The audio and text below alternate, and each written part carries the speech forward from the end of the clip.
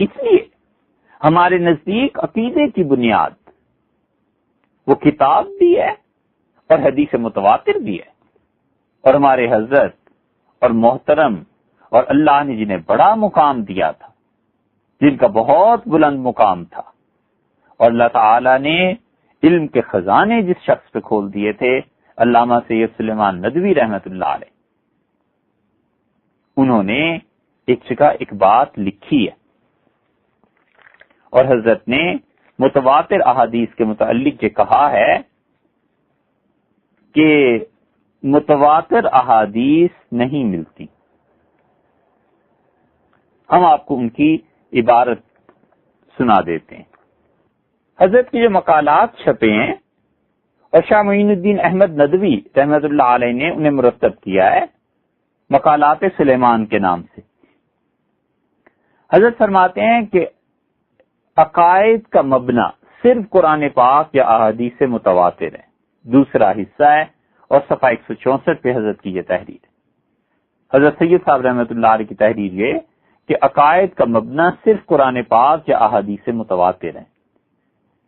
ظاہر ہے کہ حدیث متواترہ کا مطلق وجود نہیں یا ایک دو سے زیادہ نہیں۔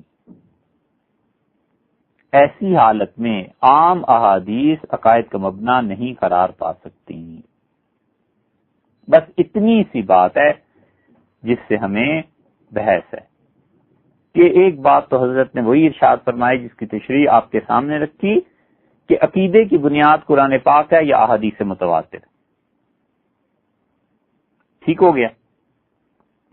لیکن اس کے بعد جو حضرت نے لکھا ہے کہ حدیث متواترہ کا مطلق وجود نہیں یا ایک دو سے زیادہ نہیں، تو اگر حضرت کی یہ بات مان لی جائے کہ حدیث متواتر کا مطلق وجود نہیں یا ایک دو حدیثوں سے زیادہ متواتر احادیث پائی ہی نہیں جاتی، تو پھر وہی سوال اٹھتا ہے کہ جب ایک دو سے زیادہ حدیثیں متواتر ہیں ہی نہیں آپ کے پاس یا ان کا وجود پایا ہی نہیں جاتا سرے سے، تو پھر جب ایک چیز کا وجود پایا نہیں جاتا تو آپ بحث کس بات پر کر رہے ہیں؟ آپ سیدھی طرح کہیے کہ قرآن ہی ایک چیز رہ جاتی ہے جس سے عقیدے کا ثبوت ملتا ہے۔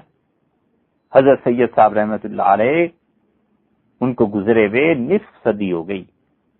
حضرت اگر حیات ہوتے تو شاید ان کے سامنے کچھ کہنے کی، کچھ پیش کرنے کی جسارت ہم کرتے۔ سید سلیمان ندوی رحمۃ اللہ علیہ بہت بڑے آدمی تھے، ان کے معاصرین میں کوئی شخص ایسا نہیں تھا جو علم میں ان کا مقابلہ کر سکتا اور ان کے سامنے ٹھہر سکتا۔ سارے حلقے اپنے آپ کو جانچیں۔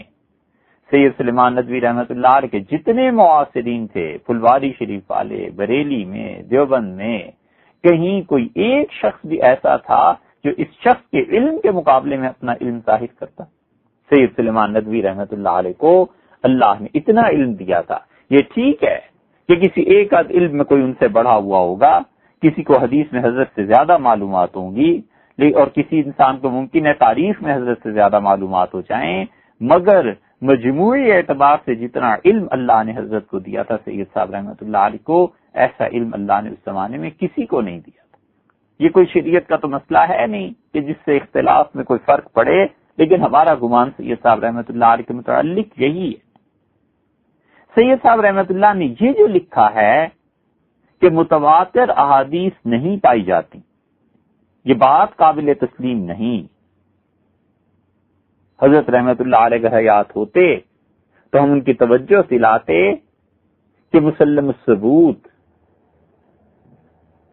جو حنفی فقہا میں، اصول فقہ میں بنیادی کتابوں میں سے ایک کتاب ہے، اس کی شرح فواتح الرحموت اگر دیکھ لیتے اور حضرت کی نظر سے گزر جاتی تو شاید یہ جملہ حضرت نہ لکھتے۔ عبد العلی محمد بن نظام الدین انصاری ہندوستان کے رہنے والے تھے، انہوں نے یہ کتاب لکھی تھی، اور اس کی شرح شیخ محب اللہ بن عبد الشکور بہاری ہندی ہیں رحمت اللہ علیہ، انہوں نے کی۔ بحر العلوم تھے مولانا عبد العلی صاحب رحمت اللہ علیہ، انہوں نے اس شرح کو لکھا ہے، اور انہوں نے شروع یہاں سے کیا ہے جس چیز پر انہوں نے بحث کی ہے دوسری جلد میں حدیث متواتر پہ۔ وہ کہتے ہیں کہ خبر واحد یعنی ایک آدھ صحابی رضی اللہ عنہ کی خبر جب اپنے معنی کے اعتبار سے، مفہوم کے اعتبار سے بہت سے لوگ اس کی روایت کرنے لگ جائیں تو قدر مشترک ہمیں حاصل ہو جاتی ہے، اور اس کو کہتے ہیں تواتر معنوی، تواتر کی قسمیں۔ سید صاحب رحمت اللہ علیہ کے قول کی، ان کی تحریر کی توجیح بھی ہم کریں گے انشاءاللہ، لیکن ہمیں تو یہ بات کہنی ہے اور ثابت بھی کرنی ہے جو حقیقت میں ثابت ہے، کتابوں کے مطالعے سے معلوم ہوتی ہے کہ عقیدے کی بنیاد کتاب پر بھی ہے، اللہ کی کتاب پہ، اور عقیدے کی بنیاد احادیث متواترہ پر بھی ہے، اور تواتر جو حدیث کا ہے وہ 4 طرح سے ثابت ہوتا ہے، اور کسی ایک کا انکار بھی کفر ہے۔ وہ کہتے ہیں کہ متواتر علم ہمیں ایسے حاصل ہوتا ہے جیسے کوئی شخص یہ کہتا ہے کہ حاتم طائی اپنی سخاوت میں مشہور تھا، تب حاتم طائی نے کسی کو کیا دیا؟ ایک آدمی کو انگوٹھی دی، دوسرے کو گھوڑا دیا، تیسرے کو ڈھال دے دی، چوتھے کو تلوار دے دی، پانچویں کو زمین دے دی۔ یہ سب ایک ایک آدمی کی خبریں ہیں نا۔ ہمیں اس میں سے کامن چیز جو پتا چلی وہ یہ کہ حاتم طائی واقعی سخی تھا۔ یہ الگ بات ہے کہ تلوار دی تھی یا نہیں دی تھی، اور یہ الگ بات ہے کہ کسی انسان کو زمین کا ٹکڑا دیا تھا یا نہیں دیا تھا، وہ سچ بول رہا ہے جھوٹ بول رہا ہے، لیکن اتنا تو پتا چلتا ہے کہ حاتم طائی واقعی سخی تھا۔ ایک نسل نے دوسری نسل کو یہ علم دیا۔ پھر وہ کہتے ہیں کہ امیر المومنین سیدنا علی رضی اللہ عنہ نے جنگوں میں جو شجاعت کے کارنامے انجام دیے ہیں، اس سے معلوم ہوتا ہے کہ سیدنا علی رضی اللہ عنہ شجاع تھے، بہادر تھے۔ یہ الگ بات ہے کہ کہیں کوئی واقعہ ہوا ہے یا نہیں ہوا، اس پہ آپ بحث بے شک کر لیجئے، زیادہ ثابت کر لیں گے کہ ہوا ہے یا یہ نہیں ہوا، اتنے ہی ثابت کر سکتے ہیں، لیکن یہ واقعات اتنے ہیں کہ سب سے حضرت علی رضی اللہ عنہ کی شجاعت کا پتہ چلتا ہے۔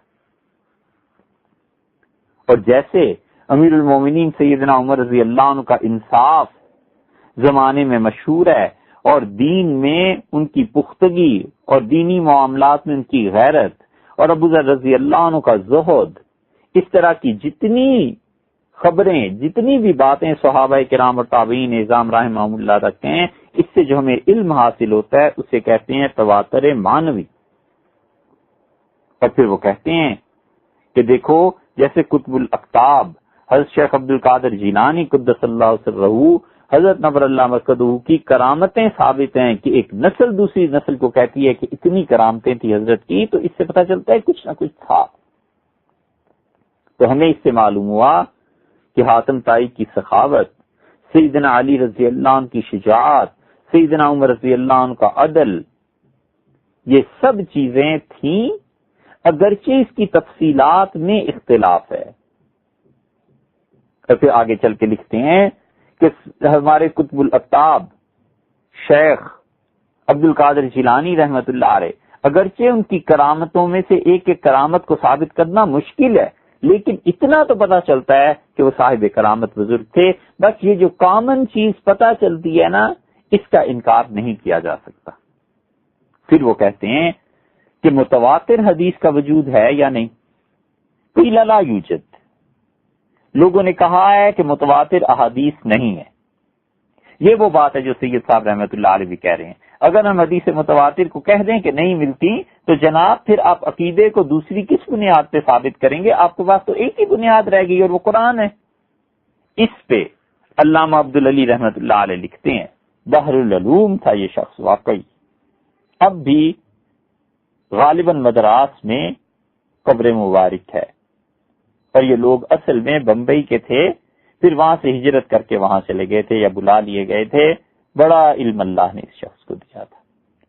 وہ کہتے ہیں یہ جو کہا گیا کہ حدیث متواتر کا وجود نہیں پایا جاتا، تو محدثین میں ابن صلاح رحمت اللہ علیہ اس بات کے قائل تھے کہ حدیث متواتر نہیں پائی جاتی، اور ابن صلاح کہتے ہیں کہ صرف ایک حدیث متواتر ملتی ہے۔ سید سلیمان ندوی رحمت اللہ علیہ فرمایا نا کہ ایک یا دو، ابن صلاح بھی یہی کہتے ہیں۔ وہ کہتے ہیں کہ رسول اللہ صلی اللہ علیہ وسلم من کذب علی متعمدا فلیتبوأ مقعدہ من النار، جو مجھ پر جان بوجھ کے جھوٹ بولے اس کا ٹھکانہ جہنم ہے۔ یہ ایک ایسی روایت ہے کہ جس کی روایت کرنے والوں کی تعداد 100 صحابہ رضی اللہ عنہ سے زیادہ ہے، اور اس میں عشرہ مبشرہ بھی شامل ہے۔ تو کوئی حدیث نہیں ہے جو رسول اللہ صلی اللہ علیہ وسلم سے متواتر ثابت ہو سوائے اس ایک حدیث کے۔ ابن صلاح رحمۃ اللہ علیہ کا یہ خیال ہے، اور یہی وہ بات ہے جیسے کہ عرض کیا سید سلیمان ندوی رحمۃ اللہ علیہ کہتے ہیں۔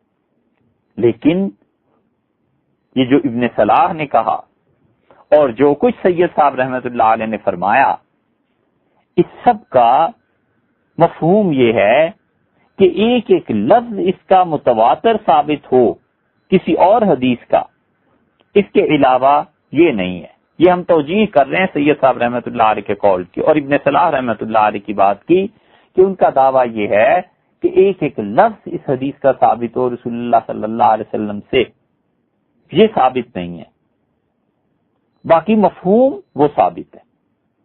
یہ جو متواتر لفظی ہے، تواتر لفظی،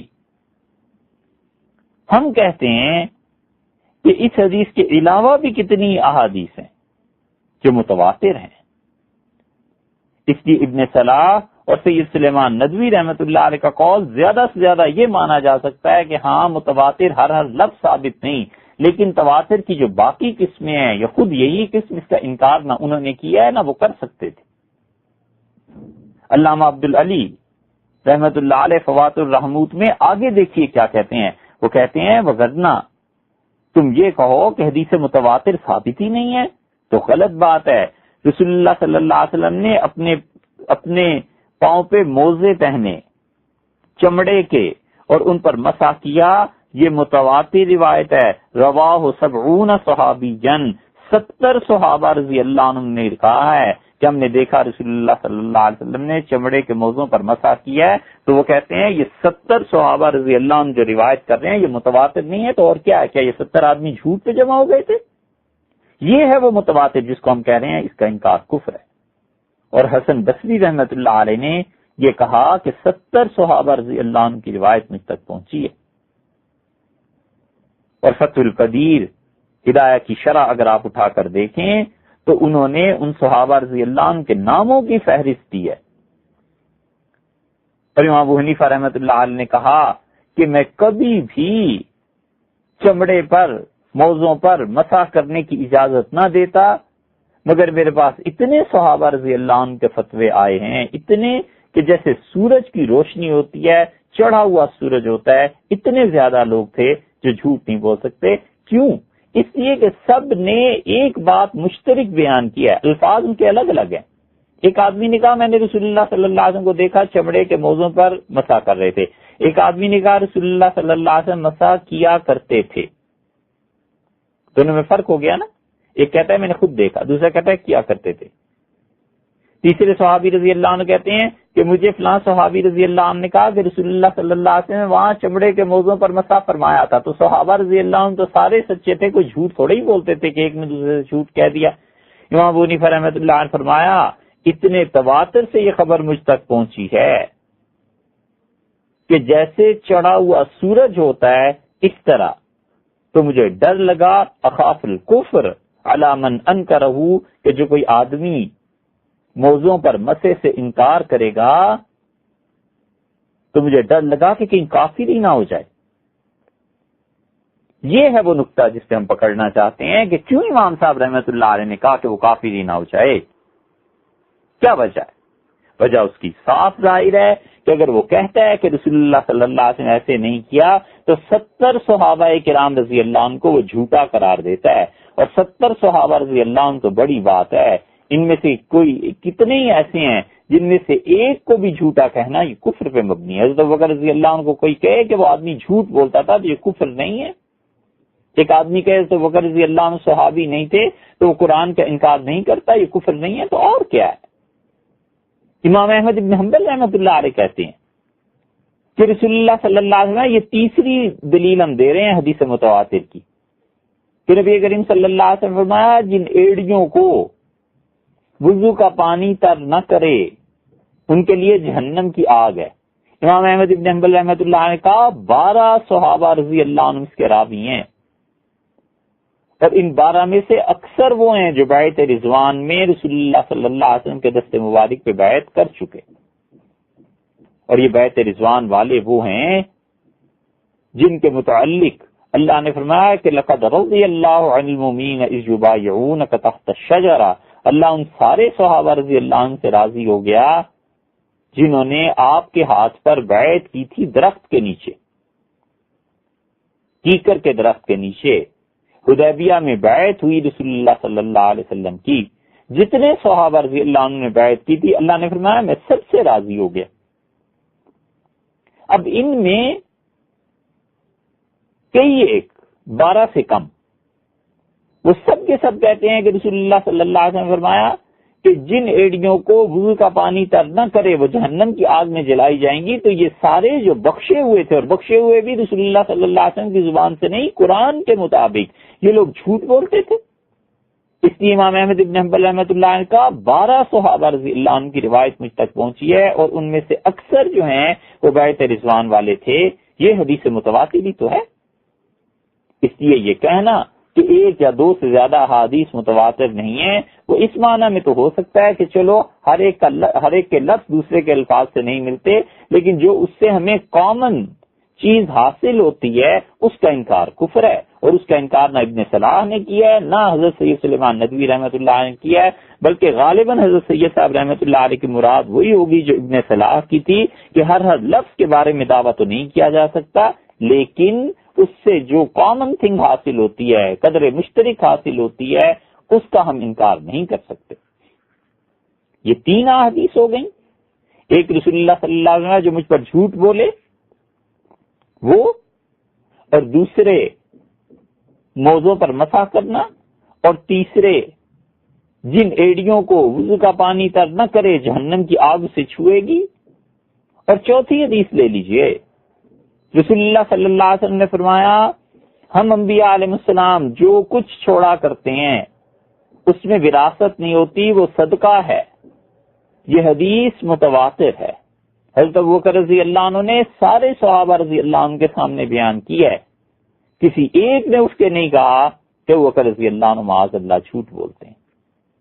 5ویں حدیث ہم بتاتے ہیں، علامہ عبدالعلی رحمۃ اللہ نے لکھی ہے کہ رسول اللہ صلی اللہ علیہ وسلم نے فرمایا مجھ پہ قرآن 7 طرح سے نازل کیا گیا ہے۔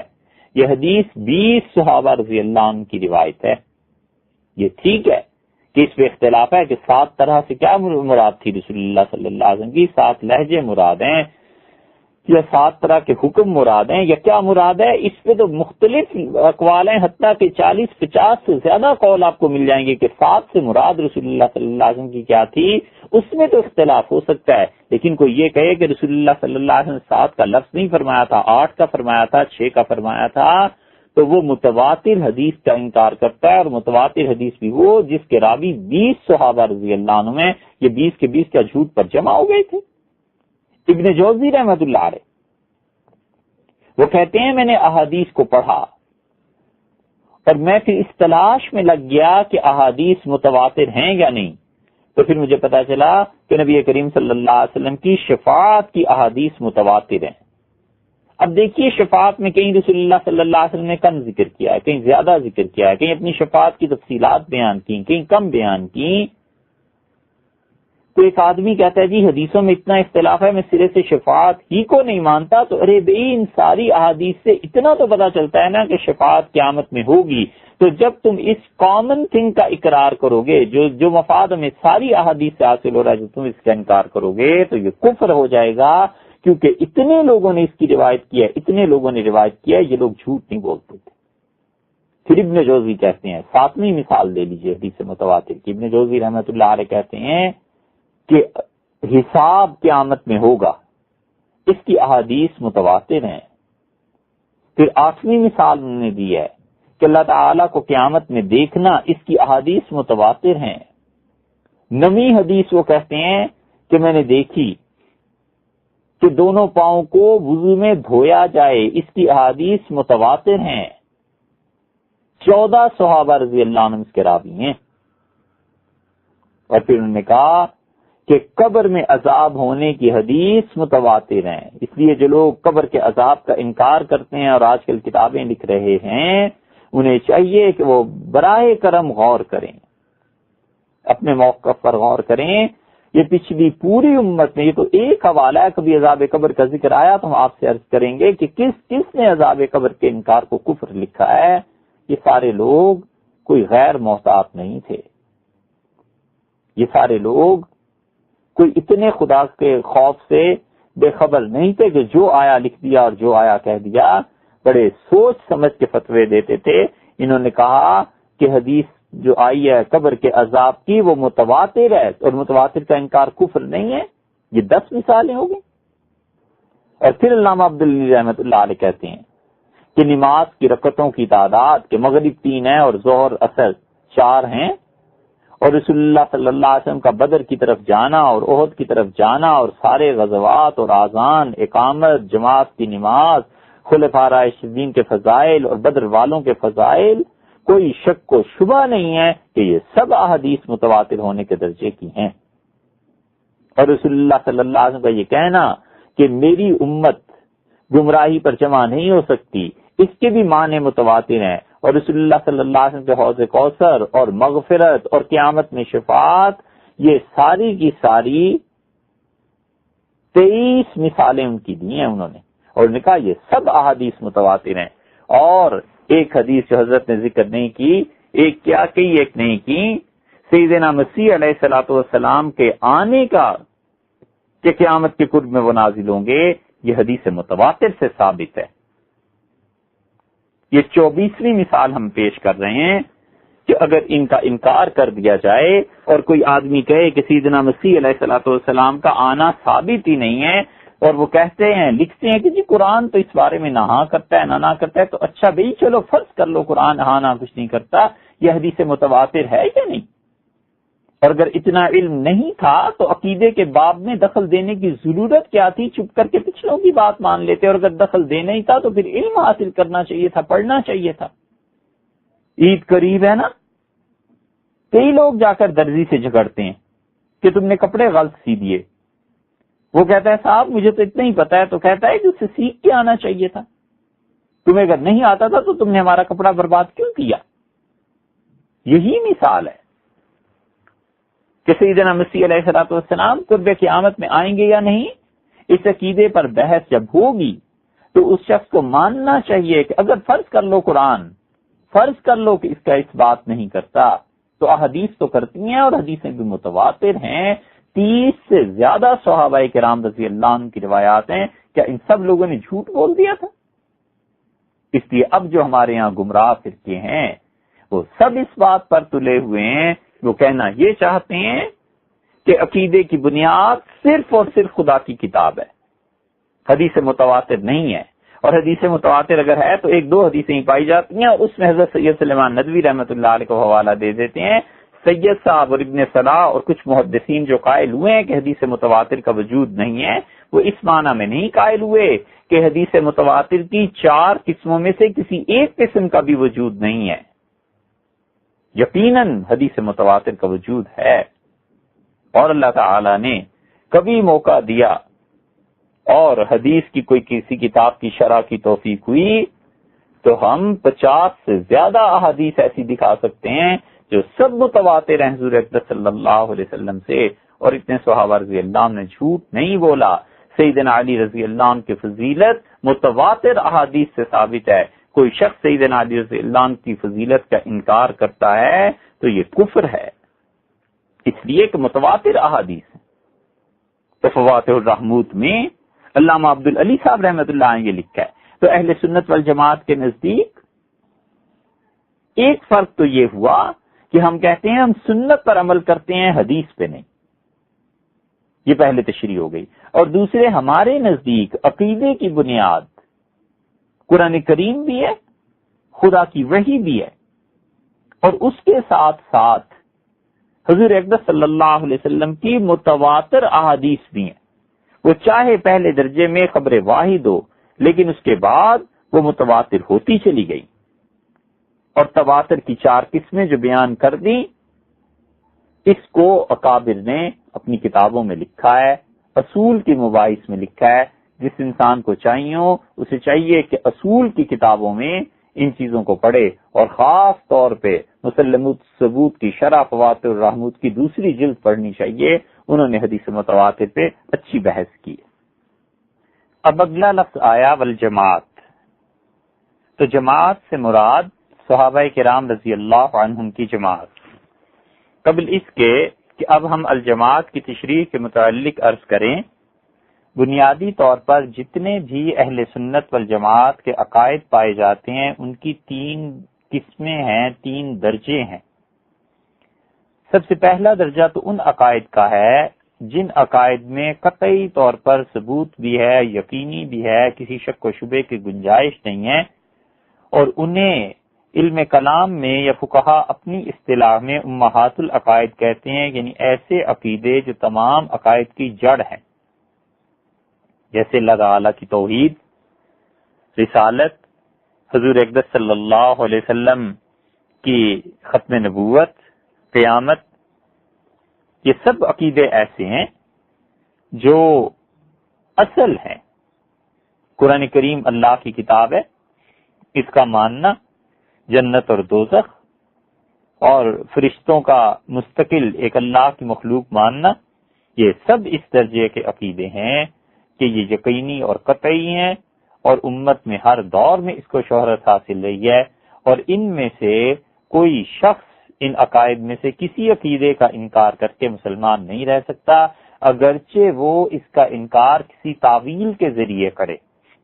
مثلا وہ یہ کہتا ہے کہ میں فرشتوں کو مانتا ہوں، لیکن فرشتے کوئی الگ سے مخلوق نہیں ہوتے، وہ انسان کے اندر ہی کا ایک قوت اور طاقت ہے. جب وہ زور پکڑتا ہے اندر کا انسان تو وہ قوت اور طاقت اس کو الہام کرنے لگتی ہے. تو اب یہ اس نے کہا کہ میں فرشتوں کو مانتا ہوں، لیکن ایک ایسی چیز کی تعویل کرنے لگا جو امت کے لیے قابل تسلیم نہیں، اس لیے یہ اسلام نہیں رہے گا. اور دوسرے درجے کی وہ چیزیں ہیں جن کا ثبوت یقینی ہے، بالکل ہر دور میں اس کو دین کی ضروریات میں شامل سمجھا گیا ہے، اور وہ بھی ہیں قطعی، جیسے قبر کا عذاب، حضور اقدس صلی اللہ علیہ وسلم کی شفاعت، اللہ تعالیٰ کو قیامت میں دیکھنا ہے، یہ بھی قطعی اور یقینی. لیکن ایک آدمی کہتا ہے کہ اس کی تعویل اور توجیہ کرتا ہوں، تو تعویل اور توجیہ یا زیادہ مناسب بات ہے کہ یوں کہیے کہ اگر وہ آدمی ان عقائد کی تفصیل میں جا کر کسی چیز سے اختلاف کرتا ہے تو دیکھا جائے گا وہ اختلاف کس درجے کا ہے.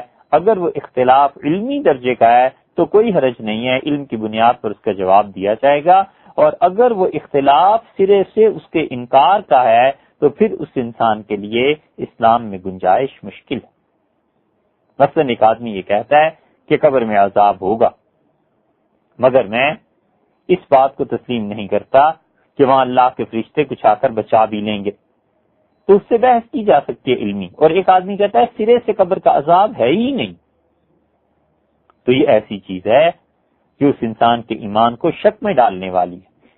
ایک آدمی کہتا ہے کہ نبی کریم صلی اللہ علیہ وسلم کی شفاعت کو برحق مانتا ہوں، لیکن جو لوگ جماعت سے نماز نہیں پڑھتے تھے کہ شفاعت ان تک نہیں پہنچے گی. علمی بات ہو گئی، اختلاف ہو گیا، اس پہ بحث ہو سکتی ہے. مگر ایک آدمی اس کے کہتا ہے کہ میں سرے سے رسول اللہ صلی اللہ علیہ وسلم کی شفاعت کو مانتا ہی نہیں ہوں، تو یہ ایسی چیز ہے جو اسے کفر تک پہنچا دے گی. اور تیسری چیز یہ ہے اہل سنت والجماعت کے عقائد میں کہ وہ کچھ نشانیاں اور علامتیں ہیں، وہ اہل سنت کی علامات میں سے ہیں. تو اہل سنت کی بعض علامتیں وہ ہیں کہ اس پر علمی طور پر بحث کی جاتی ہے، اور اس میں ایک انسان اگر ان چیزوں کی تفصیلات علمی طور پر جاننے کے بعد علمی بحث تک محدود رکھتا ہے تو ہم اسے کافر نہیں کہہ سکتے. مثلا اہل سنت والجماعت کے ضروریات نہیں، نشانیاں ہمارے دور میں یہ ہیں کہ دیکھیے کہ وہ آدمی جو اہل سنت والجماعت کے عقائد کا قائل ہے، وہ حضرت عائشہ رضی اللہ عنہا کی عمر پر بحث کرتا ہے کہ ان کی شادی کی وقت عمر کیا تھی. ہمارے ہاں عمومی طور پر اہل سنت والجماعت صحیح احادیث میں جو کچھ ہے اسے مانتے ہیں، اور یہ وبا چل پڑی ہے ہمارے دور میں کہ جو اہل بدعت ہیں ان احادیث کا انکار کرتے ہیں.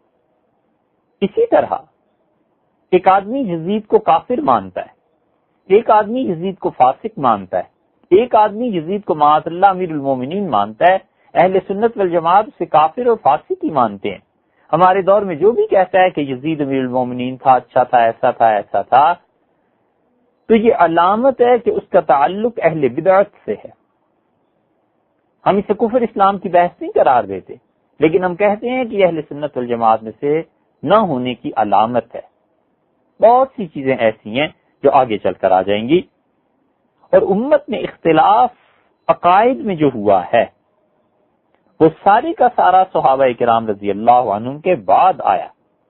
اس لیے اہل سنت والجماعت کی امتیازی خصوصیت یہ ہے کہ وہ اللہ کی کتاب کو دین کا اصل مانتے ہیں، دین کی اساس مانتے ہیں، دین کی جڑ سمجھتے ہیں، اور نبی کریم صلی اللہ علیہ وسلم کے طرز عمل کو، آپ کے اقوال کو، آپ کی احادیث کو قرآن ہی کی تشریح سمجھتے ہیں.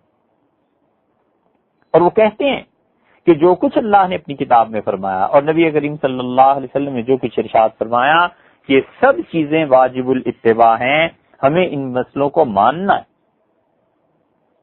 اور اس کے ساتھ ساتھ دین کی کسی بھی چیز پر صحابہ کرام رضی اللہ عنہ اتفاق کر لیں، صحابہ کرام رضی اللہ عنہ کا اجماع ہو جائے، تو ہمارے نزدیک وہ مسئلہ بالکل قطعی ہے. اس سے اختلاف کرنا یہ گمراہی کی بات ہے. بس یہ ہے وہ نقطہ جہاں پہ پہنچ کے اہل سنت اور اہل بدعت میں اختلاف پیدا ہو جاتا ہے. اور اہل سنت والجماعت دین کی کسی بھی حقیقت کو سمجھنے کے لیے اور کسی بھی مسئلے پہ صحابہ کرام رضی اللہ عنہ کے اجماع اور اتفاق کو فیصلہ کن چیز سمجھتے ہیں اور اس سے اختلاف کرنے کی کسی کو اجازت نہیں دیتے. بس یہ ہے اصولی مسلک اہل سنت والجماعت کا، کیونکہ وہ اللہ کی کتاب اور رسول اللہ صلی اللہ علیہ وسلم کی سنت کے بعد صحابہ کرام رضی اللہ عنہ کی جماعت کو دین کا ایک بہت بڑا ستون سمجھتے ہیں، اور ان کی اہمیت انہوں نے تسلیم کی ہے اور اپنے آپ کو اس بات کا پابند بنا دیا ہے کہ جس بات پر صحابہ کرام رضی اللہ عنہ نے اجماع کر لیا، ہم اس کے بات کے بالکل خلاف نہیں چلیں گے. اس لیے کہ صحابہ کرام رضی اللہ عنہ یہ جو والجماعت کا لفظ ہے یہ بتاتا ہے کہ ان کا اجماع یا ان کا کسی بات پر اتفاق کر لینا خود دین کی ضروریات میں سے ایک ضرورت ہے.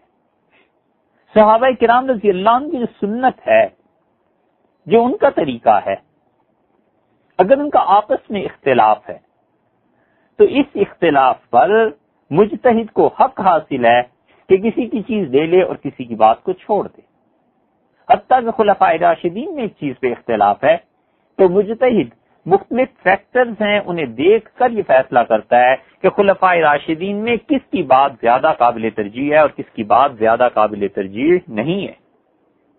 اجتہاد قیامت تک اس کا دروازے کھلے ہیں اور اجتہاد ہوتے ہی ہے. یہ جو رٹ ہے نا کہ اجتہاد ختم ہو گیا، اجتہاد ختم ہو گیا، ان لوگوں کو پتہ ہی نہیں ہے کہ اجتہاد تو قیامت تک نہ ختم ہونے والی چیز ہے. بھائی کیوں آپ اس مسئلے کو اتنا ٹیڑھا بناتے ہیں؟ اور جو ٹیڑھا بناتے ہیں ہم جانتے ہیں کیوں بناتے ہیں. ہم کہتے ہیں اب بھی اجتہاد ہوتا ہے. یہ بینکنگ کے جو نئے نئے مسائل پیش آ رہے ہیں اس پہ اجتہاد نہیں ہو رہا.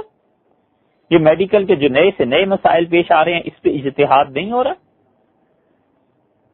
ڈاکٹر سے پوچھو برابر وہ مسئلے لکھتے رہتے ہیں کہ یہ پرابلم ہے، یہ پرابلم ہے، یہ پرابلم ہے. علماء اس کا جواب دیتے ہیں یا نہیں؟ وہ جس طرح بھی جواب دیتے ہیں یہ ان کا اجتہادی امر ہے. اس پہ وہ بیٹھتے ہیں، بحث کرتے ہیں، پھر بات ہوتی ہے. لوگ یہ چاہتے ہیں کہ اجتہاد ختم ہو گیا لہذا امت ختم ہو گئی، اجتہاد ختم ہو گیا لہذا امت کی ترقی رک گئی. اس قسم کے دل فریب نعروں سے وہ چاہتے ہیں کہ اجتہاد کا حق انہیں مل جائے جو ناظرہ قرآن پڑھنا بھی نہیں جانتے. تو یہ سوائے گمراہی کے اور کچھ نہیں.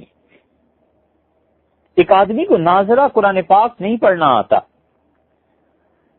اور یقین مانیے کہ اسے قرآن کریم کا عربی سے اردو اور انگلش میں ترجمہ کرنا نہیں آتا اور وہ کہتا ہے میں اجتہاد کروں گا. اور اس سے بھی بڑا تماشا یہ ہے کہ پاکستان میں جو پارلیمنٹ ہے اس کو اجتہاد کا حق حاصل ہونا چاہیے. پارلیمنٹ میں جو لوگ بیٹھے ہوئے ہیں ان کی تو دینداری پہ بھی شبہ ہوتا ہے، ان کا اس بات پر بھی شبہ ہے کہ پتہ نہیں کبیرہ گناہوں میں کہیں مرتکب نہ ہوتے ہوں، ملوث نہ ہوتے ہوں. ایسے لوگوں کو اجتہاد کا حق آپ دینا چاہتے ہیں. یہ ہے اصل مرض. صحابہ کرام رضی اللہ عنہ کے اقوال، ایک نے کچھ کہا، دوسرے نے کچھ کہا، تو بکر رضی اللہ عنہ کچھ کہا، عمر رضی اللہ عنہ نے کچھ کہا. دونوں خلفائے راشدین میں سے ہیں. مجتہد دیکھتا ہے کہ مجھے کس چیز کو ترجیح دینی ہے. حضرت عمر اور حضرت عثمان رضی اللہ عنہما رمضان میں مغرب کی نماز پڑھا دیتے تھے، پھر اس کے بعد روزہ افطار کرتے تھے۔ باقی صحابہ کرام رضی اللہ عنہ کا نہیں تھا۔ سیدنا علی، سیدنا ابوبکر رضی اللہ عنہ اور باقی صحابہ رضی اللہ عنہ وغیرہ یہ مغرب کی نماز سے پہلے ہی افطار کرتے ہوں گے۔ ائمہ مجتہدین نے کہا کہ ہم حضرت ابوبکر اور حضرت عثمان رضی اللہ عنہ کے قول کو چھوڑ دیں گے اور جو کچھ باقی صحابہ رضی اللہ عنہ نے کیا ہم اس کو لے لیں گے، اس لیے کہ رسول اللہ صلی اللہ علیہ وسلم نے افطار میں جلدی کا حکم دیا ہے۔ تو حضرت عمر اور عثمان رضی اللہ عنہ سمجھتے تھے کہ مغرب کی نماز اگر ٹھیک غروب آفتاب کے فوراً بعد پڑھ لی جائے تو جلدی ہی ہے، کوئی تاخیر نہیں ہو جاتی۔ یہ بات موافقات میں امام شاطبی رحمت اللہ علیہ نے لکھی ہے، کمال درجے کا آدمی تھا۔ الموافقات فی اصول الشریعہ، ابو اسحاق شاطبی رحمت اللہ علیہ کی، ابراہیم ابن موسیٰ غرناطہ کے رہنے والے تھے۔ 790 ہجری میں انتقال ہوا، اور اس شخص کا اتنا گہرا علم ہے، اتنا گہرا علم ہے کہ سبحان اللہ، جو اسپین میں چند ایک مسلمان بڑے بڑے علماء شمار کیے جا سکتے ہیں، ان میں یہ شخص سر فہرست ہے۔ کیا کہنے اس کے علم کے، اور کیا کہنے دین میں سمجھ کے گہرائی کے، اور ابھی یہ شخص نابینا تھا۔ اگر یہ آنکھوں والا ہوتا تو پھر اس کے علم کا کیا تموج ہوتا اور کیا حال ہوتا۔ ابھی تو یہ مشکل پیش آ گئی تھی زندگی میں، اگر یہ مشکلات نہ ہوتی تو اس شخص کا علم اس سمندر کا کون سا کنارہ ہوتا، اور کون سی امت تھی جو اس کے علم کو اٹھا سکتی۔ شاطبی رحمت اللہ علیہ، اور یہ صرف یہی نہیں ہے کہ دین میں اس شخص کو بڑی گہری سمجھ حاصل تھی، تفسیر پہ بات کرتا ہے تو ایسے جیسے بس اس نے تفسیر ہی پڑھی ہے، حدیث پہ بات کرتا ہے تو ایسے جیسے زندگی اس کی حدیث میں گزر گئی، وہ قرات پہ بات کرتا ہے، فقہ پہ، ایک ایک چیز پہ، جس چیز کو چاہے پکڑ لے اور شروع کر دے، اور پھر وہ کہیں اور سنا کرے کوئی۔ شاطبی رحمت اللہ علیہ نے الموافقات میں یہ بحث لکھی ہے، اور ہم درخواست کرتے ہیں ان سے جنہیں علم سے ذرا بھی تعلق ہے کہ شاطبی اس کو ضرور پڑھنا چاہیے۔ ان کی دونوں کتابیں الاعتصام بالسنہ اور موافقات اگر کسی شخص نے نہیں پڑھی تو اسے یہ دعویٰ بھی نہیں کرنا چاہیے کہ میں نے رسول اللہ صلی اللہ علیہ وسلم کے لائے ہوئے دین کے مزاج کو سمجھا ہے۔ کمال کی یہ دو کتابیں پڑھنی چاہیے۔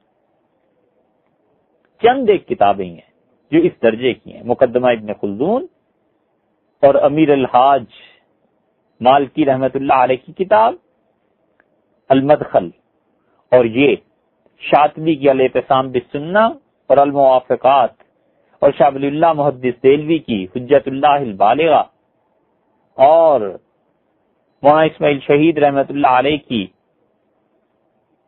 طبقات اور امامت، اور مولانا قاسم نانوتوی رحمت اللہ علیہ مجمعین، ان کی ساری کتابیں پڑھنی چاہیے تاکہ آدمی کے علم میں ٹھوس پیدا ہو، ٹھوس پنا پیدا ہو، گہرائی پیدا ہو، وگرنہ انسانوں کا علم اس مچھلی کی طرح ہے جو سمندر کی گہرائی میں کبھی نہیں گئی اور اوپر اوپر ہی تیرتی رہتی ہے۔ کدو کو پھینک دو، اندر سے کھوکھلا ہو تو وہ بھی پانی پہ تیرتا رہتا ہے۔ اس لیے موافقات میں شاطبی رحمت اللہ علیہ نے یہ بات لکھی ہے حضرت عمر اور حضرت عثمان رضی اللہ عنہ کے متعلق کہ وہ افطار کرتے تھے مغرب کی نماز کے بعد، اور باقی صحابہ رضی اللہ عنہ افطار کر لیتے تھے مغرب سے پہلے۔ تو یہ مجتہد کو حق حاصل ہے کہ کس چیز کو وہ ترجیح دیتا ہے اور کس کو نہیں، وگرنہ صحابہ کرام رضی اللہ عنہ کی سنت دین میں حجت ہے۔ اس لیے ہم کہتے ہیں والجماعت، ہم اس سے بھی آگے کی بات کہتے ہیں، ہم کہتے ہیں کہ آدمی اس اصول کو نہیں مانتا، صحابہ رضی اللہ عنہ کی تشریحات کو، ان چیزوں کو، اچھا بھئی نہ مانے، لیکن یہ ضروری ہے کہ وہ کہے میں اہل سنت والجماعت میں سے نہیں ہوں۔ اگر وہ اہل سنت میں والجماعت میں رہنا چاہتا ہے تو اسے اس اصول کو ماننا ہی ہے۔ یہ نہیں ہو سکتا کہ نکاح کا کوئی ثبوت بھی نہ ہو اور کوئی گواہ بھی نہ ہو اور خام خواہ مشہور کیا جائے کہ میرا نکاح فلاں سے ہوا ہے۔ اہل سنت والجماعت میں سے ہونے کا ثبوت یہ ہے کہ وہ صحابہ کرام رضی اللہ عنہ کے اجماع کو قابل حجت، قابل دلیل سمجھتا ہے۔ ایک طرف اس کو بھی نہ مانے تو جس فرقے سے چاہے اپنا انتساب کرے، کون منع کرتا ہے بھائی؟ ضرور اہل بدعت میں سے ہو جائے، معتزلہ میں سے ہو جائے، مرجئہ میں سے ہو جائے، نواسب میں کہیں ہو جائے، اس سے بحث نہیں ہے، وہ اس کا اپنا مسئلہ ہے، وہ جانے اللہ جانے، مگر یہ نہ کہے کہ میں اہل سنت میں سے والجماعت میں سے ہوں، کیونکہ اہل سنت والجماعت کے ہاں صحابہ کرام رضی اللہ عنہم کا بڑا ہی بلند مقام اور مرتبہ ہے، اگرچہ وہ معصوم نہیں تھے مگر ایسی بات بھی نہیں ہے کہ وہ گناہوں میں لتھڑ گئے تھے۔ اگرچہ ہم یہ نہیں کہتے کہ انبیاء علیہ الصلوۃ والسلام کی طرح عصمت ان کے لوازمات میں سے تھی، مگر بات بھائی ایسی بھی نہیں ہے کہ حضور اقدس صلی اللہ علیہ وسلم کی تربیت کی ہوئی جماعت کوئی گرے پڑے لوگوں کی جماعت۔ اللہ نے کہا ہے کنتم خیر امت اخرجت للناس، تم سب سے بہترین افراد ہو جو پوری انسانیت کے لیے پیدا کیے گئے ہو۔ یہ خیر امتن کا جو لقب ہے، اللہ نے کہا تم سب سے اچھی امت ہو، یہ ہمیں اور آپ کو تو نہیں اللہ نے کہا تھا، یہ تو اللہ نے سب سے پہلے صحابہ رضی اللہ عنہ کو کہا کہ کنتم خیر امت اخرجت للناس، تم سب سے اچھا گروہ ہو جسے ہم نے پوری انسانیت کو ہدایت دینے کے لیے پیدا کیا ہے۔ امت تو بعد میں آتی ہے اور ہم لوگ پتہ نہیں ان میں سے ہیں بھی یا نہیں۔ خیر امتن یہ تو موت فیصلہ کرے گی کہ کس پہ آتی ہے۔ صحابہ رضی اللہ عنہ سب سے پہلے مخاطب تھے اس آیت کے، اور اللہ نے کہا وَكَذَلِكَ جَعَلْنَاكُمْ أُمَّةً وَسَطًا، اور ہم نے تمہیں اعتدال پسند گروہ بنایا، لِتَكُونُوا شُهَدَاءَ عَلَى النَّاسِ، تاکہ لوگوں پر تم گواہ بنو، تم لوگوں تک ہمارا دین پہنچاؤ۔ تو خدا کسی ایسی جماعت کو دین کے پہنچانے پر مامور کر سکتا ہے جن کا اپنا کردار ہی ٹھیک نہ ہو۔ وَيَكُونَ الرَّسُولُ عَلَيْكُمْ شَهِيدًا، اور رسول اللہ صلی اللہ علیہ وسلم تم پر گواہیں، تو کیا نبی کریم صلی اللہ علیہ وسلم معاذ اللہ ثم معاذ اللہ ان کے کریکٹر میں کوئی کمی ہوتی تو اللہ انہیں گواہ بنا لیتا؟ اگر رسول اللہ صلی اللہ علیہ وسلم کے کردار میں کوئی کمی نہیں اور اللہ نے انہیں گواہ بنایا ہے، تو اسی بات کو آگے بڑھاتے ہوئے ہم کہتے ہیں کہ صحابہ کرام رضوان اللہ علیہم اجمعین کے کردار میں عموماً کوئی کمی نہیں تھی، اسی لیے اللہ نے کہا ہے کہ ہم نے تمہیں بھی گواہ بنایا ہے، رسول کو صحابہ پر گواہ بنایا اور صحابہ کو باقی پوری انسانیت پر گواہ بنایا صلی اللہ علیہ وسلم۔ اسی لیے ہمارے نزدیک صحابی کا فتویٰ، اس کا مذہب، اس کا طریقہ دلیل ہے، اور اگر اس پہ پڑھنا ہو تو امام احمدی رحمت اللہ علیہ کو پڑھنا چاہیے، اور ابن قیم جوزی رحمت اللہ علیہ تو کہنے کیا 46 دلائل اس نے دیے ہیں اس مقام پہ۔ ابن قیم کی کتابیں اٹھا کر دیکھ لیں، 46 دلائل اس نے دیے کہ صحابہ کرام رضی اللہ عنہم ان کے فتوے، ان کے فیصلے وہ دلیل ہیں دین میں۔ اسی لیے ہم کہتے ہیں کہ عقیدے میں ان کے یہاں اختلاف نہیں تھا، عقیدے سب کے ایک تھے۔ مثلا سیدنا علی رضی اللہ عنہ کے اچھا ہونے کا عقیدہ اہل سنت والجماعت کے شعائر میں سے ہے۔ تو سیدنا علی رضی اللہ عنہ پر جب بہتان لگائے گئے، جھوٹ بکنے والوں نے جھوٹ بکا، تو حضرت سعد رضی اللہ عنہ مکہ مکرمہ میں ہے، وہ وہاں بول اٹھے کہ علی ایسے اچھے ایسے اچھے ایسے اچھے۔ مدینہ منورہ کے لوگوں نے گواہی دی صحابہ رضی اللہ عنہم نے، سیدنا علی رضی اللہ عنہ ایسے اچھے ہیں ایسے اچھے ہیں۔ مکہ والوں نے کہا امیر المومنین رضی اللہ عنہ ایسے اچھے ہیں ایسے اچھے ہیں۔ ہر طرف گونج گئی حضرت علی رضی اللہ عنہ کی حمایت۔ وجہ کیا ہے؟ وجہ یہ کہ صحابہ کرام رضی اللہ عنہ سمجھتے تھے کہ علی رضی اللہ عنہ کی محبت ایمان کی علامت ہے، تو سب میں اس علامت پر اتفاق تھا، اسی لیے تو سب بولے۔ حتیٰ کہ معاویہ رضی اللہ عنہ جو سیدنا علی رضی اللہ عنہ کے ساتھ ٹکر لگ رہی ہے، آدمی نے معاہدے میں پہلے حضرت معاویہ رضی اللہ عنہ کا نام لکھ دیا، تو انہوں نے کہا نا پہلے علی کا نام لکھو، ہمارے اختلافات اپنی جگہ پہ، لیکن میں جانتا ہوں کہ سیدنا علی رضی اللہ عنہ کو مقام بڑا ہے۔ گواہی وہ ہے جو مخالف دے کردار پہ۔ سیدنا معاویہ رضی اللہ عنہ مخالفت کے باوجود گواہی دیتے ہیں کہ علی کا کردار بڑا ہے، علی اچھے آدمی ہیں، علی بڑے آدمی ہیں۔ اس سے سیدنا علی رضی اللہ عنہ کا مقام تو ثابت ہوتا ہی ہوتا ہے، حضرت معاویہ رضی اللہ عنہ کا تقویٰ بھی ثابت ہوتا ہے کہ اس اللہ کے بندے نے مخالفت کے باوجود ادب، احترام، حدود، ایک دوسرے کے حقوق کو تسلیم کرنا، ان چیزوں کو اپنی جگہ پہ رکھا۔ یہ تو قرآن کریم میں ہے، یہ دو آیات تو ایسی ہی آ گئیں۔ اللہ نے کہا للفقراء المہاجرین اخرجوا من دیارہم واموالہم، وہ فقیر، وہ بے بس مہاجر جو اپنے گھروں سے نکالے گئے، جنہوں نے اپنے مال اور اپنے گھر چھوڑ دیے، یبتغون فضلا من اللہ ورضوانا، وہ اللہ کا فضل تلاش کرتے ہیں، اللہ کی رضا تلاش کرتے ہیں، اللہ کو خوش کرنا چاہتے ہیں. اور اللہ نے کہا والذین تبوؤا الدار، اور جن لوگوں نے انہیں ٹھکانہ دیا ہے مدینہ منورہ میں، سب کے سب لوگوں سے اللہ راضی. تو جن سے اللہ راضی ہے کہ ہم انہیں چھوڑ دیں؟ ہم کہتے ہیں ہمارے پاس یہ دلائل ہیں کہ سنت کے ساتھ اس جماعت کا ہونا ضروری ہے، وگرنہ تنہا سنت اور سنت کے بعد تنہا قرآن کچھ کام نہیں دے سکتا. صرف قرآن سے عقیدہ ثابت نہیں ہوتا، اگر ہوتا ہے عقیدہ ثابت تو اس کے ساتھ حدیث بھی چاہیے، اور حدیث اور قرآن کے ساتھ پھر صحابہ کرام رضی اللہ عنہ کا عمل بھی دیکھنا پڑے گا، ان کے فتوے بھی دیکھنے پڑیں گے. یہ چیزیں ہیں جس کا مجموعہ ہے اہل سنت والجماعت. حضور اقدس صلی اللہ علیہ وسلم نے نہیں فرمایا فعلیکم بسنتی، میرے راستے پہ چلنا، وسنت الخلفاء الراشدین، اور ان خلفاء کرام رضی اللہ عنہ کے راستے پہ چلنا جو ہدایت والے تھے. تمسکوا بہا، پھر راشدین، خلفاء راشدین کے ساتھ فرمایا المہدیین، وہ ہدایت والے تھے. پھر ارشاد فرمایا تمسکوا بہا، مضبوطی سے پکڑنا ان کے طریقے کو.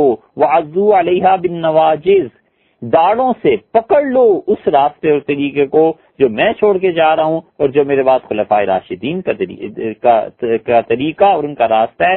ابو داؤد اور ترمذی میں یہ روایت آتی ہے. اب کوئی آدمی یہ کہے کہ میں حدیث کو ہی نہیں مانتا تو اس کی مرضی بھائی، نہ مانو.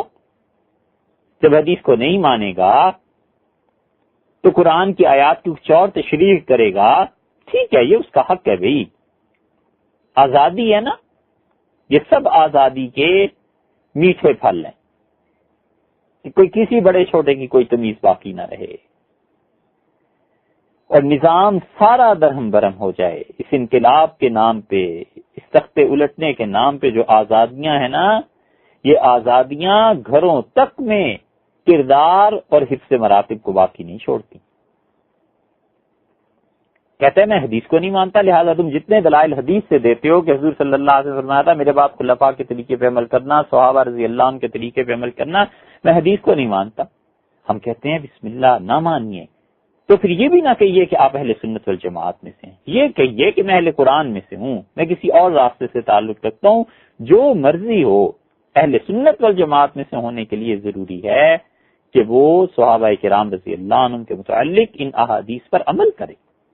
دوسری جگہ آیا ہے، ارشاد فرمایا میری امت 72 فرقوں میں بٹ جائے گی اور سب جہنم میں جائیں گے سوائے ایک طبقے کے. ہم نے عرض کیا اللہ کے رسول وہ کون ہے؟ تو کیا ارشاد ہوا؟ ابو داؤد میں الفاظ دیکھ لیں، ترمذی میں، ابن ماجہ میں، امام احمد ابن حنبل رحمۃ اللہ علیہ کے ہاں، امام ترمذی رحمۃ اللہ علیہ سے صحیح حدیث قرار دیتے ہیں. ارشاد ہوا ما انا علیہ، جس راستے پر میں قائم ہوں یہ ہے، واصحابی، اور میرے صحابہ رضی اللہ عنہم قائم ہیں. اگر صرف سنت کافی ہو جاتی اور کتاب کافی ہوتی تو حضور صلی اللہ علیہ وسلم یہ نہ فرما دیتے کہ ما انا علیہ، میرے راستے کو نہ چھوڑنا. یہ آگے وہ جو اصحابی کی قید لگائی ہے نا، یہ ہے اصل والجماعت، کہ میرے صحابہ کرام رضی اللہ عنہ کے راستے کو نہ چھوڑنا. اسی لیے جمہور علماء امت کے صحابہ کرام رضی اللہ عنہ کو جو کچھ وہ کتاب و سنت سے سمجھے تھے، ان کی اس سمجھ کو وہ سب سے زیادہ ترجیح دیتے ہیں. اور حضرت ابوبکر اور حضرت عمر رضی اللہ عنہ کے فتوے کو وہ حجت اور دلیل مانتے ہیں. وہ جیسے کہتے ہیں کہ رسول اللہ صلی اللہ علیہ وسلم یہ حکم دیا، یہ حکم آیا، یہ حکم آیا، ایسے ہی یہ کہتے ہیں ابوبکر رضی اللہ عنہ کا فتویٰ یہ، عمر رضی اللہ عنہ کا فتویٰ یہ. حضرت عمر رضی اللہ عنہ نے اپنے زمانے میں کچھ باتوں پر امت کو متحد کر دیا تھا. ائمہ اربعہ میں سے کسی کی مجال ہے کہ اس کو چھیڑ سکے؟ ائمہ اربعہ شافعی، مالک، احمد ابن حنبل اور ابو حنیفہ رحمۃ اللہ علیہ مجمعین، ان کی ہمت تھی کہ حضرت عمر رضی اللہ عنہ نے جس بات میں سب صحابہ رضی اللہ عنہ کو متفق کر دیا، یہ اس کے خلاف ایک فتویٰ تو دیتے. سب جانتے تھے ائمہ کرام مجتہدین اعظام رحمہ اللہ کہ جو عمر رضی اللہ عنہ نے کیا ہے وہ دین میں مستقل دلیل ہے. حضرت عمر رضی اللہ عنہ نے کہا 3 طلاقیں 3 ہوتی ہیں. چاروں ائمہ اس بات کے قائل ہوئے، انہوں نے کہا جی 3 طلاقیں 3 ہی ہوتی ہیں. سیدنا عمر رضی اللہ عنہ نے کہا کہ 20 تراویح مسجد نبوی میں ہوگی. سیدنا عمر رضی اللہ عنہ کی بات چاروں ائمہ نے مانی. ان کا جی 20 ہی تراویح ہیں، اس لیے پوری دنیا میں جتنے ائمہ اربعہ کے مقلدین ہیں سب 20 ہی پڑھتے ہیں. بیت اللہ میں دیکھ لیں وہاں بھی 20 پڑھی جاتی ہیں، مسجد نبوی میں بھی، پاکستان، انڈیا، جہاں جہاں پر صحابہ کرام رضی اللہ عنہ، خاص طور پہ عمر رضی اللہ عنہ کی دلیل ہے. یہ ائمہ اربعہ نے کتنی چیزیں ایسی ہیں جو عمر رضی اللہ عنہ سے لی ہیں، جو انہوں نے فرما دیا اور جس سے امت کو متحد کر دیا. کسی کی ہمت نہیں پڑی کہ اس چیز کو توڑ سکے. اور کچھ لوگ اس امت کے علماء میں سے ہی ہیں، اہل سنت والجماعت میں سے ہیں. وہ کہتے ہیں صرف خلفائے اربعہ نہیں بلکہ باقی صحابہ رضی اللہ عنہ جو ہیں ان کی دلیل، ان کا فتویٰ بھی یہ ہمارے لیے حجت ہے، دلیل ہے. اور وجہ اس کی یہ تھی کہ تابعین صحابہ کرام رضی اللہ عنہ کے بارے میں اللہ سے بڑا ڈرتے تھے کہ ان کی مخالفت نہیں کرنی. وہ ایک دوسرے کو کہتے تھے کہ تم یہ کہتے ہو، عمر رضی اللہ عنہ نے یہ کہا ہے، بس چپ ہو جاتے تھے. ڈرتے تھے یہ سب کے سب کہ کہیں ہم ایسا فتویٰ نہ دے دیں، ایسا اجتہاد نہ ہو جائے کہ صحابہ کرام رضی اللہ عنہ کے خلاف ہو جائے. یہ سعید ابن جبیر ہیں، اور سعید رحمت اللہ علیہ کا انتقال ان کو حجاج ابن یوسف نے شہید کیا تھا. اور حسن بصری رحمت اللہ علیہ نے کہا ان کی وفات پہ کہ اس وقت پوری دنیا میں کوئی آدمی ایسا نہیں ہے جو سعید کے علم کا محتاج نہ ہو. اللہ نے اس شخص کو اتنا علم دیا ہے. شاید 54-55 برس کے تھے، حجاج ابن یوسف نے شہید کرا دیا، اس لیے کہ سعید ابن جبیر یہ حضرت عبداللہ ابن عباس رضی اللہ عنہ کے مایا ناز شاگرد اور ابن مسعود رضی اللہ عنہ وغیرہ کے سب کے شاگردوں نے فتویٰ دیا تھا کہ حجاج کافر ہے. تو حجاج نے تو بدلہ پھر لینا تھا نا اس فتوے کا. سعید رحمت اللہ علیہ نے کیا خوبصورت بات کہی. انہوں نے کہا ما لم یعرفہ البدریون فلیس الدین. لوگوں جس مسئلے، جس چیز کو یہ بدری نہیں نہ جانتے وہ دین نہیں ہے. یہ بدری صحابہ رضی اللہ عنہ جس مسئلے میں انکار کر دیں فلیس الدین، وہ دین نہیں رہتا. یہ وہ ٹھیک بات ہے جو سیدنا علی رضی اللہ عنہ سے کسی نے پوچھا تھا کہ آپ کی خلافت، انہوں نے کہا اللہ کی قسم اس آسمان کے نیچے ایک شخص بھی تو ایسا نہیں جو بدر میں رسول اللہ صلی اللہ علیہ وسلم کے ساتھ ہو اور اس نے میرے ہاتھ پہ بیعت نہ کی ہو. یہ بدری حضرت عمر رضی اللہ عنہ کی شورا تھی، یہ حضرات حضرت عثمان رضی اللہ عنہ کی شورا تھی. 80 بدری صحابہ کرام رضی اللہ عنہ نے بیعت کی تھی سیدنا علی رضی اللہ عنہ کی خلافت پہ. یہ ہے دلیل اس بات کی کہ بدری صحابہ کرام رضی اللہ عنہ جس چیز کو دین نہیں سمجھتے تھے. سعید ابن جبیر نے کہا معلم یعرف البدریون فلیس الدین، جو بدری نہیں جانتے نا دین، وہ دین ہی نہیں ہے سرے سے.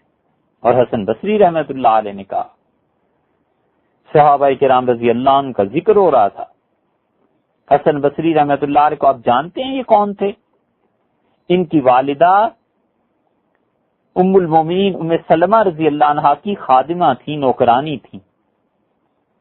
اور جب اس نوکرانی رحمہ اللہ و نور اللہ مرکزہ اس کے ہاں بیٹا پیدا ہوا، حسن انہوں نے نام رکھا.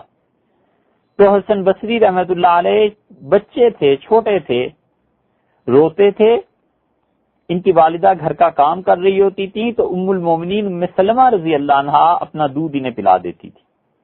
بچے کو سینے سے لگا کے دودھ پلاتی تھی نا. یہ حسن بصری کو کہا گیا ہے کہ یہ نبی کریم صلی اللہ علیہ وسلم کی اہلیہ کا دودھ پینے کی وجہ سے حضرت صلی اللہ علیہ وسلم کے سوتیلے بیٹے، یہ اس درجے کا آدمی تھا. انہوں نے کہا صحابہ رضی اللہ عنہ کی بات کرتے ہو، انہم کانوا ابر هذه الامه قلوبا، وہ جماعت اپنے دلوں کے اعتبار سے اس امت کی سب سے اچھی جماعت تھی، سب سے زیادہ پاک دلوں والے وہ لوگ تھے. وَعَامَقَهَا عِلْمًا، اور اس امت میں سب سے زیادہ گہرا علم، سمندروں جیسی گہرائی جن لوگوں کے علم میں تھی وہ وہی تھے.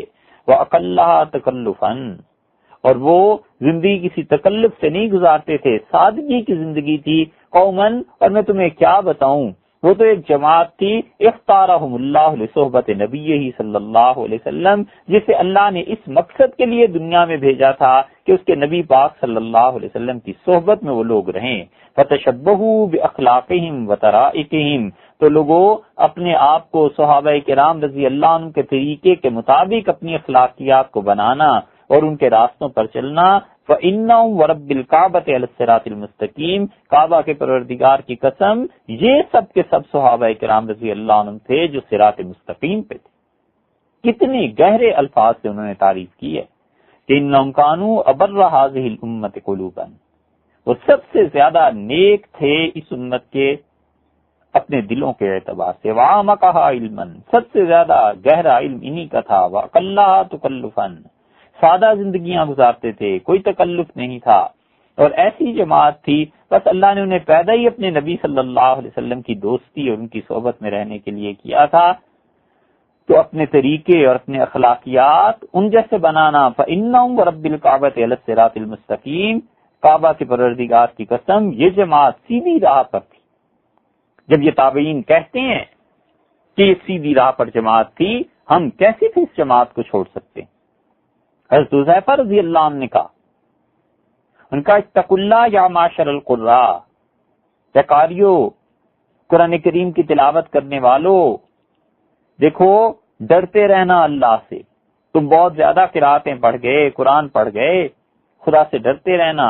وَخُذُوا طَرِيقَ مَنْ قَبْلَكُمْ، ان کے راستے پہ چلنا جو تم سے پہلے تھے۔ حضرت حذیفہ رضی اللہ عنہ صحابی ہیں، اور سارے صحابہ کرام رضی اللہ عنہ میں یہ واحد شخص ایسے ہیں جنہیں رسول اللہ صلی اللہ علیہ وسلم نے خاص طور پہ کچھ باتیں ارشاد فرمائیں۔ انہوں نے تابعین کو کہا، انہوں نے کہا اپنے شاگردوں سے کہ دیکھو تم جو قرآن پڑھنے والے ہو نا، تم سے پہلے جو لوگ گزرے ہیں ان کے طریقے کو نہ چھوڑ دینا۔ فلعمری، میری جان کی قسم، لئن اتبعتموہ لقد سبقتم سبقا بعیدا، اگر تم صحابہ رضی اللہ عنہ کے پیچھے چلتے رہے تو تم اللہ کے قرب میں بہت آگے نکل جاؤ گے، بہت نیکیاں کماؤ گے۔ وَلَئِن تَرَكْتُمُوهُ يَمِينًا وَشِمَالًا، اور اگر تم نے انہیں چھوڑ دیا اور دائیں بائیں ادھر ادھر دیکھنے لگے، لَقَدْ ضَلَلْتُمْ ضَلَالًا بَعِيدًا، تو پھر تم اتنی زیادہ گمراہی کے شکار بھی ہو جاؤ، اتنی بڑی گمراہی میں پھنس جاؤ گی۔ یہ حذیفہ رضی اللہ عنہ ہیں، یہ صحابہ رضی اللہ عنہم ایک دوسرے کے بارے میں کہتے ہیں، اس لیے ہم کہتے ہیں کہ اہل سنت والجماعت کا یہ جو الفاظ جہاں پر ذکر کیے ہیں امام طحاوی رحمت اللہ علیہ نے، یہ اہل سنت والجماعت کا امتیازی نشان اور خصوصیت ہے کہ وہ کتاب و سنت کے ساتھ ساتھ صحابہ کرام رضی اللہ عنہ کی جماعت کو نہیں چھوڑتے، اور وہ ان کو نہ صرف یہ کہ صراط مستقیم پر سمجھتے ہیں، بلکہ وہ کہتے ہیں کہ جو عقیدہ اور جو عمل ان کا تھا بس وہی دین ہے، اور جس چیز کو صحابہ کرام رضی اللہ عنہ نے دین تسلیم نہیں کیا، ہم ہرگز سے دین ماننے کے لیے تیار نہیں ہیں۔